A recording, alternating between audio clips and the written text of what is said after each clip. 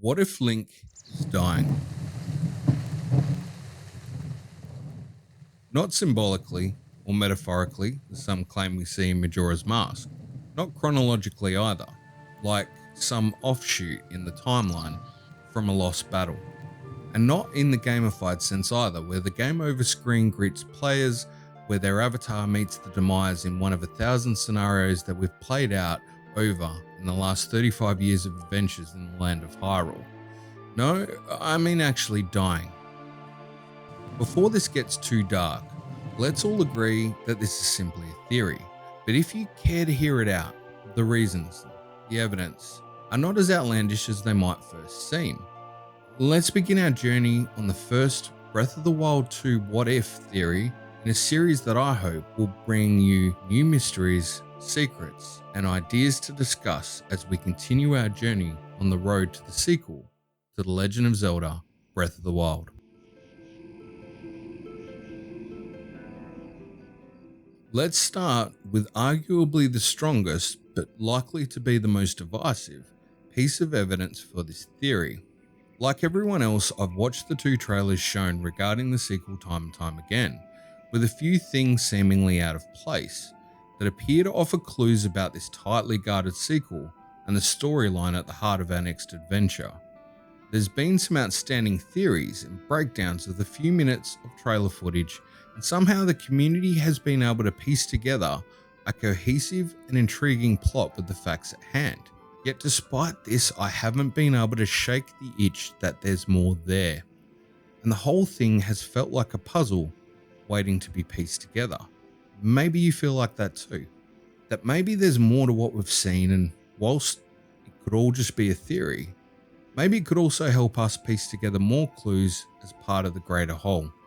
So let's start by saying, what if Link's arm is not green after being imbued with a spirit energy or infected with malice, causing a mysterious hand in the trailer to unite with him in a symbiotic relationship, but something else entirely? The more I look at the arm, the more it looks like something much more real that exists in our reality. It looks like a limb drained of blood, almost decaying, growing more lifeless over time. I know it sounds gruesome, and I mean no offense with what I'm saying, but not unlike a limb might appear following an accident or an unfortunate ailment or condition, Link's arm could be darkening with decay, and the reason for the new equipment or jewelry he now sports, as it would be needed to support the deterioration he now faces. Pretty grim, I know. The thing is, it appears to worsen at points, and although it can be argued as clothing, which is debatable, the scene in which Link is fighting the ceiling blob of doom with his cool new fire shield, I'd almost swear that both arms are looking the worse for wear. But there's more, much more that supports this idea. Hyrule Historia contains a section that addresses point blank the resurrection of Ganon, as his horde laid Hyrule to waste in a plot to bring him back from the dead. It states, "It is said that Ganon can be resurrected by sacrificing Link, the one who defeated him, and sprinkling the hero's blood over his ashes. A blood sacrifice to resurrect Ganon." Going back to the trailers for the sequel, which even the most ardent fan would have to agree is selective in details, we could all agree that it appears to show the true Ganondorf in what I'd describe as full Mumra pose, coming to life and appearing to be resurrected prior to starting earthquakes, flying castles, and just general badness spewing forth to threaten Hyrule in a terror worse than we faced in Breath of the Wild. So what if that resurrection is not the result of the mysterious green hand simply releasing its alleged grip on Ganon's chest, but more so arising from tasting the blood of the hero? This would explain the impetus for his movement and return to form, while Link's arm appears to be shy of a few pints and ties in perfectly with one of the most underrated and avoided topics from the first game, the Blood Moon. Put simply, the Blood Moon is explained to be a mysterious phenomenon linked to Ganon and his malice that coats the moon blood red with the noted effect of raising the monster hordes from the dead and also inspiring this charming fellow to act like a crazed lunatic. It's not a stretch to suggest that the Blood Moon resurrects the horde through the blood sacrificed of the victims who fall to the whim of these malevolent creatures. And so a similar ritual with the hero could spark the return of the new King of Darkness, as his husk is re-energized with the thriving blood of the hero, bearer of courage. But how, might you ask? Well, there's a myriad of possible reasons or answers, ranging from any unknown scene that's been left out of the trailers to the possibility of the super helpful green hand that everyone thinks is good and righteous actually being bad and hacking into Link with those sharp looking claws. It's all speculation. While we're on the point, I can't help shake the feeling that the rat shown in the first trailer gets an awful lot of screen time, almost more than the main trio. He's seen following Link and Zelda as they journey into the depths, and even scurrying away as the Malice Plague lashes out, consuming all in its path. My guess, and believe me, it's nothing more than a guess, is that our friend here is something more than he or she appears, and might actually play a role in the initial flay of crimson that sparks Ganon to life, thrashing out to take the opportunity he has awaited for so long. And that Link and Zelda, well, they've been led to this place deliberately for this purpose. A real stretch could even be to say that this rat is a minion or a follower, similar to Girahim or Astor, intent on reviving their master, only to pay the price for their allegiance soon after, as they too are consumed by the malice that now pours freely from Ganon's wounds. Back to the other pieces in this mystery, we have a few other facts that would also support where we're heading. Link is a right-hander, and shown to be without the Master Sword following these events, instead appearing to sport a new bracelet of sorts that harnesses a green energy, and let's call it a spirit energy, which Link uses to exact his new set of powers, almost appearing to combine with the Triforce-like yellow blast from his right hand. Link is able to reverse the flow of objects in time, almost reminiscent of a mixture between the stasis effect of the first game combined with the time shift stones that acted as a core mechanic in Skyward Sword. The point here is that based from what we see of this version of Link, generalized as the version wearing the blue tunic, his right arm is more focused on wielding powers or magic than a variety of weapons. Even more curiously, the fight in the cave seems to show Link using his left arm as an offensive tool, driven by the shield Zonai type fire wielding attachment that also appears to harness this green energy to produce its attack. In both appendages, it could be argued that this version of Link is not typical to the one we played with in Breath of the Wild, but rather his arms are supported by equipment, jewelry, and modifications of sorts that allow him to defend and attack, albeit in a very different way than we've seen in the past. It's not to say that he won't be wielding weapons at all. We know from the copywritten game mechanics observed in January that a bow-based shooting mechanic will be a central aspect of gameplay, along with skydiving and island traversal. Oddly though, these shots generally seem to feature the more crudely dressed version of Link, what we'd align to be the ancient hero we see in the tapestry, more so than the blue tunic badass we've come to know in the first game.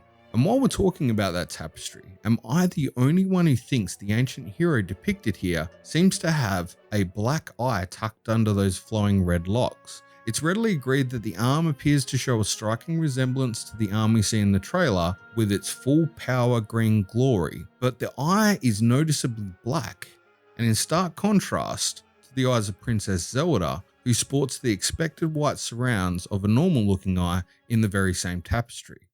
Could this be an omen of sorts, foreboding the fate of the hero as he is drained of blood to resurrect Ganon, left to deteriorate further until a final showdown where indeed the last vestige of this true hero leaves him?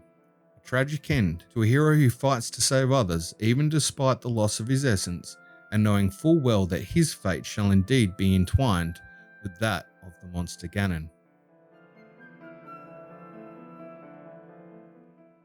One thing that has come up repeatedly in Zelda discussions is the concept of the Curse of Demise. This notion came to the fore following Skyward Sword, where the storyline of the game establishes the origins of the lore now so familiar to most players. Placing itself firmly at the start of the newly formed timeline of Zelda games, tropes of the Triforce, the hero, and the princess were grounded in an age-old battle of good versus evil, where Goddess Hylia fought the King of Evil, a creature named simply Demise, and his monster horde who sought to rule Hyrule and gain the powers of the Triforce. The struggle culminated in a plan by Hylia to reincarnate as a human, Princess Zelda in fact, who would then leverage the courage of a chosen hero and the Triforce to finally defeat evil and bring peace to the land of Hyrule. The plot is fantastic, don't get me wrong. I'm certainly skipping the details that make it essential for any hardcore fan, but to cut to the chase, it ends with our hero Link striking down Demise in a medieval rendition of Thunderstruck that AC/DC would be proud of. But Demise, like classic villains of cinema and television, would not bow out without one last grandstanding monologue and evil demented laugh. Demise outlines a curse that he will bestow on the hero and the princess, that they will be entwined in an endless cycle of hatred as his malice is reborn to wreak vengeance again and again, forever through time. Sounds pretty serious, but is it a curse? Really? Is this the cause of an endless cycle that's created countless troubles for a trio of individuals representing the core tenets of the Triforce, that being courage, wisdom, and power? Or, bear with me here, was Demise simply stating the bleeding obvious? That where there's good, there's bad. That where something will go up, it will come down, and that in life, we always seem to find a balance being struck between opposing forces. Simply, we know that if the Triforce exists, it will bring temptation, corrupt those weak of heart who desire power, or more plainly, that there can be no peace without war. Regardless of the truth, the fact is, from this origin story, we know a few key facts. Not only does the King of Evil meet his demise, eventually so does the hero and the princess. Now, if you're a little perplexed at this point, I hear.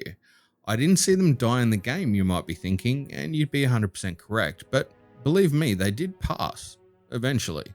And we know this for certain as the protagonist of each adventure thereon features a new incarnation of the hero, the princess, and the villain, a few games excluded, of course. It's heavily implied that Ganondorf is the direct incarnation of Demise, down to his evil intent, monster affiliation, red hair, and penchant for trying to overthrow the kingdom and obtain the Triforce for his own nefarious means. But Ganondorf too dies, a few times actually, and is reincarnated down the line to once again provide the necessary foil to the powers of good. Now, before you switch off completely wondering why we're stating the obvious, the point to address here is the fact that the hero does die. We just don't always see it played out in a story scenario. In fact, the Fallen timeline owes part of its maligned controversy to basing its premise on this very concept, something that makes us inherently uncomfortable as fans of the series, knowing that in some way Link, and therefore us as the player, have somehow failed and fallen in battle to rid evil. Hyrule Historia all but confirms that the hero Shade, our mentor and wolf buddy from Twilight Princess, is indeed the relic of the hero of time, his life now faded as he seeks to pass on his knowledge as a final gift to the land he has protected since a mere boy playing in the woods. In the brief discussions IG Enuma has detailed about the sequel to Breath of the Wild, the tone and theme of the game being darker than its predecessor has proven a tantalizing nugget for those speculating on just what might play out in Breath of the Wild 2. The game's tone has been compared in ways to that of Majora's Mask, a game that, similar to this one, followed the same hero as the game prior, reused assets and game engines that set out to tell a much richer story in a world that immersed us in a most unsettling manner that can best be described as uncomfortable for most. A game where many consider the themes to be much more mature, almost indicative of the 7 stages of grief, dealing with loss and tragedy, impending doom and hopelessness, and even typified by pressure, urgency, and all-round weirdness. Is it unreasonable to think that where Majora's Mask could be interpreted as the emotional management of loss and grieving, that the sequel we await could broach this topic in a far more direct manner? To add more weight to this argument, let's also consider that Link, our hero, is a being lost to time in the way he was kept dormant for over 100 years in the Resurrection Chamber, healing from certain death to have another shot at saving Hyrule. It could be argued that Link is on borrowed time already, and that maybe a century-long nap may have consequences down the line.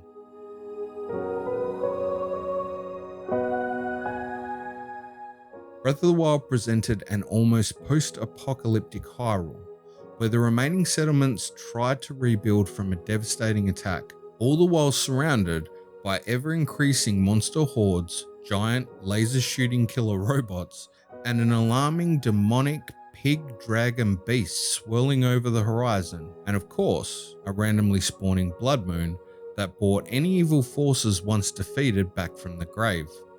Throughout your travels, you come across destroyed ruins, echoing the tales of the people who once lived here.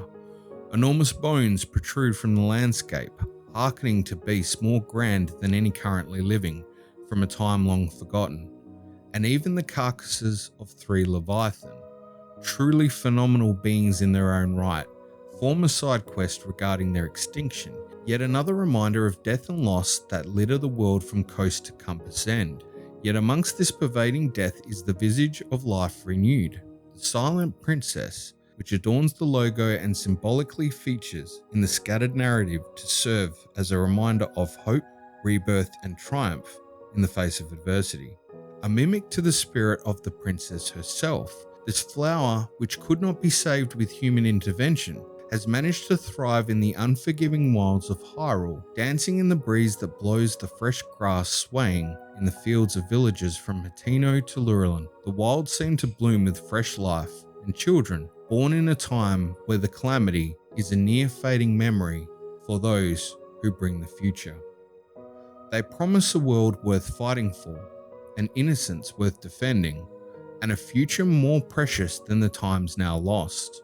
The world of Breath of the Wild represents a living and organic cycle, as life ends and begins in the same breath as it gently caresses the ruins of the past, carrying with it the seeds of the future. This theme is even more evident in the actions of the characters themselves.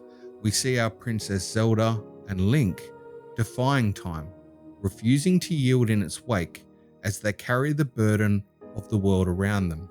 It shows in the Sheikah, Pura, who bounces with the energy of youth, stemming from her experiments in reversing the aging process, acting as a straight dichotomy to Impa and Robbie, both of whom have significantly aged and yet remain spurred on their task to aid the hero and save Hyrule.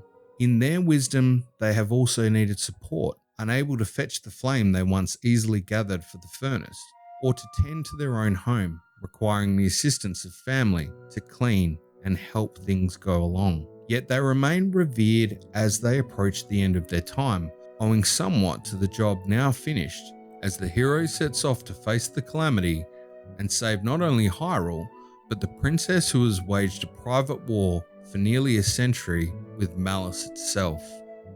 Even the champions and their tales speak of loss and purpose, duty and fulfillment. Their gratitude shared with the very essence they give the hero as thanks for redeeming the divine beast and once and for all seeking to defeat the calamity they too had set out to conquer all those many years ago. Their stories form the purpose of your adventures, and you come face to face with the consequences their losses wrought on the people who love them so. None represent this aspect more than Mipha, whose loss is almost palpable in the kingdom of the Zora, weighing on the king and his people, and a brother who seeks to carry his tribe into the future with hope. It's a lesson in death and loss, but also of hope and rebirth, like a reincarnation. Yes, the champion's tale is a sad one, heartbreaking to learn as you talk to the people it touched, but you also engage with the future, the new generation of champions who fight for a future inspired by the very same who came before them, admiring them as legends in their own tribes. The likes of Prince Sudon, Yunobo, Princess Ruta and Tiba serve to remind us that where there is loss there is also renewal, and with this renewal comes the spirit of those who pass the torch. It's a lesson in what you do with your time and the legacy you leave behind, as something that matters to a great many who will carry your spirit forward. If Link is dying, I think the message is not that hope is lost. It might be that Link and Zelda's spirit and indeed that of the people of this great land, helped them fulfill a greater destiny than one we knew of in Breath of the Wild. Reflecting on that game, it occurred to me that you really didn't lose anyone. They were already gone. You learned of these people, these places, and as you and Link recovered memories of time forgotten, all the while you were driven to achieve the main goal of saving Hyrule, and more personally Princess Zelda. The captured memories played out a growth in their characters and relationship, from duty to respect, caring, and finally, dare I say it, love.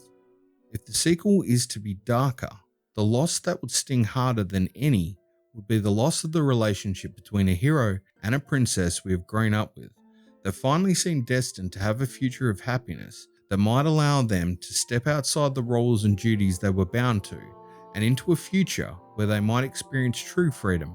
But with Ganon looking to be resurrected in the sequel, maybe Demise's curse is a real concept in this epic saga of legend. Ill-fated to be devastated by evil's reincarnation. Could Link and Zelda truly be bound to a fate of hardship, where freedom will always lie simply out of reach?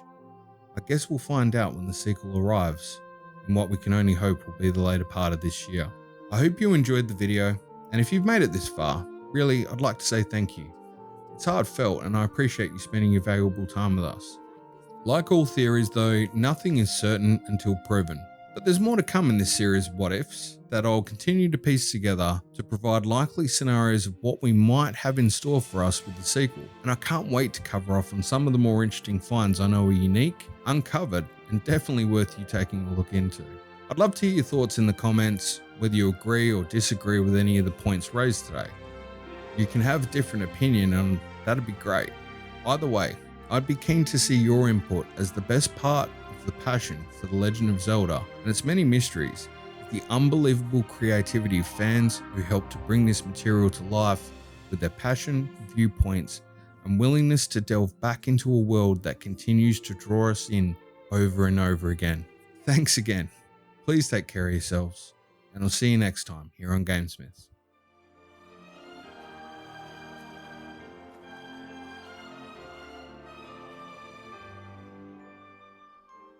I can no longer hear the voice inside the sword. I suppose it would make sense if my power had dwindled over the past 100 years.